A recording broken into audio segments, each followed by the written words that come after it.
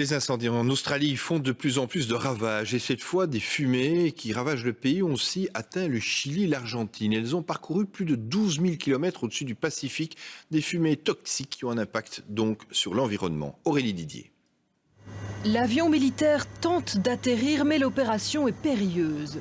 L'air est chargé d'une fumée rouge-orange, la visibilité est quasi nulle.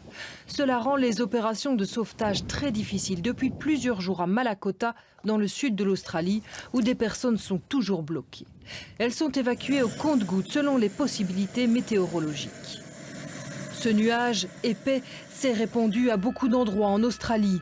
Et depuis plusieurs semaines, il recouvre des villes comme Sydney ou Canberra, où l'air est difficilement respirable.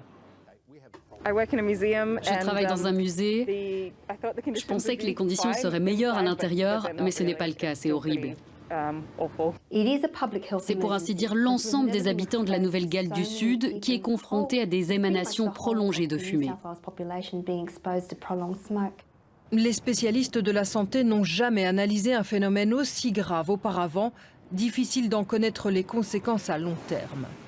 Ces nuages de cendres vont partout, ils se déposent sur les plages et dans les airs, ils parcourent des milliers de kilomètres. On en retrouve en Argentine et au Chili à 12 000 kilomètres de l'Australie. Ces fumées aggraveront aussi dans une certaine mesure le réchauffement climatique. Les feux auraient déjà dégagé entre 250 et 500 millions de tonnes de CO2. Quand le bois brûle, c'est ce qu'on appelle une combustion, il y a nécessairement un dégagement de dioxyde de carbone, de CO2. La question est de savoir si ce dégagement est significatif ou pas.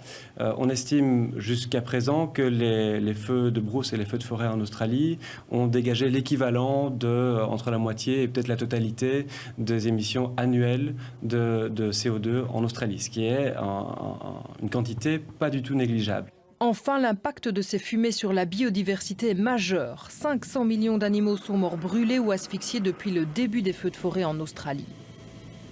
Dans l'actualité,